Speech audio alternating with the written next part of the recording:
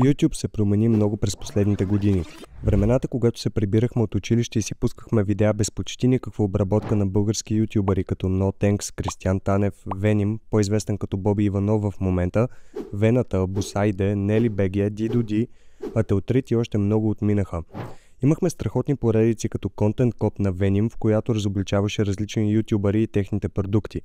Пакта на Ателтрит, в която имаше още доста членове като Дидо Ди, Doom Caliber, Готика, Heaven Bull, Нели БГ, Shadow Hex, Stinway и Знака, а това бяха членовете само в първия сезон. Голям успех имаха и други поредици, като историите на Лагадов, в които разказваше различни интересни случки от живота му. Тук докато говорим за Лагадов, мога да добавя и един негов приятел и ютубър Gaming by Nat, или по-известен само като Nat, който също качваше видеа, в които разказва истории от живота му. А една от първите му поредици в канала беше на известната тогава игра Hero Zero. Имаше време, в което YouTube беше нещо съвсем различно. Не беше индустрия, не беше състезание за внимание. Хората създаваха съдържание, защото им беше страст. Защото това беше тяхното хоби. Техният начин да изразят нещо, да разкажат, да се свържат. Не защото очакваха нещо в замяна. И това се усещаше. Имаше истинска близост между създателя и зрителя. Не лъскаво студио, а стая със слабо осветление и неподправена искреност. В онези години, особено в България, от YouTube не се печелеше почти нищо. И може би точно това го правеше толкова истински.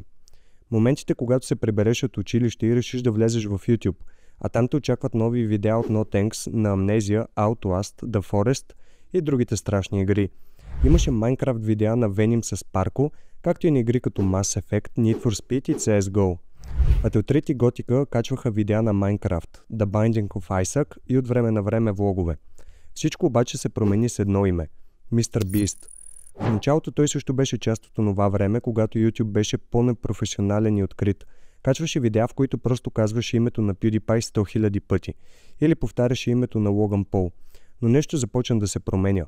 Изведнъж вместо да се задоволи шегите и малките проекти, той започна да харчи пари. Големи суми, които даряваше на стримъри и хора в нужда.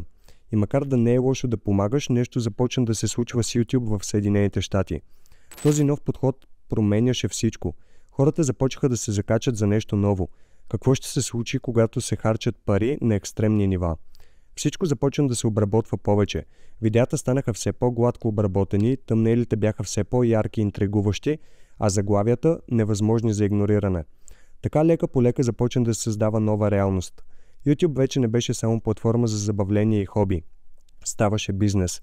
И с този нов модел на създаване на съдържание започна състезание. Състезание за гледания, за реклами, за приходи. Разбира се, дори с закъснение всички тези трендове неизменно пристигат и в България. И така през последните години видеата, които някога ни бяха познати, започнаха да се променят. Канали, които досега бяха в сянка, изведнъж избухнаха от нищото. А старите канали, които гледахме с години, се оказаха на кръстопът. Или трябваше да се приспособят към новата реалност, или да изчезнат. И това наистина се случи. Много от старите канали вече не качват видеа или изцяло спряха. А тези, които все още продължават, вече не получават същото количество гледания, както преди. Вече не са на върха, а само част от миналото на YouTube. Конкуренцията както в Щатите, така и в България се вдигна много. Вече имаме големи канали като The Clasher, Светът на ванката, Цанов напред и нагоре, Павел Колев и Ицака, Анди Студио, Айде БГ, както и много други, които инвестират много време, ресурси и усилия, за да могат да измислят интересни идеи за видеа, обработката да им е на много добро ниво, тъмнелите и заглавията да привличат внимание. Но освен тях имаме и доста канали с по-малко абонати, които също така влагат много време и усилия във видеята си, като за сметка на това се отплаща със сигурност. И им носи много гледания. Като част от тези канали са Друмев БГ, Вонстър, Фитнес Манджа, Чая, Бургер Данчо и още много. Тъжната истина е, че за да бъдеш един от най-големите канали в света или в България, едно време трябваше да бъдеш себе си, да бъдеш забавен, хората да могат да се свържат с теб и да те чувстват близък. В момента, за да успееш в YouTube и да имаш голяма аудитория, трябва да инвестираш хиляди левове в техника като камери, микрофони, светлина, студио, също така да имаш луди идеи, в които харчиш много пари. Обработката да е на много високо ниво и да задържи зрителя. Заглавието и тъмнейла да ги накара въобще да отворят видеото. И както вече казах, се превръща в едно състезание. Също така, за жалост, вече освен всички тези неща зад големите канали, които гледате, дори в България седят екипи от над 10-20 човека, които да се грижат за различните неща, за да достигне едно видео до вас. Тук дори да не започвам с цялото нещо с тези мини реалитита, които пак дойдоха от щатите, в които един мъж се избира гадже, примерно от 15 жени, като кастинг, които доста нашумяха и започнаха да приближават YouTube до нормалната телевизия. Лошото е, че хората забравиха смисъла на YouTube, а именно да се забавляваш с това, което правиш и по този начин да забавляваш аудиторията си. Да бъдеш истински, без цензура и без всички простоти от нормалните реалитита и телевизия.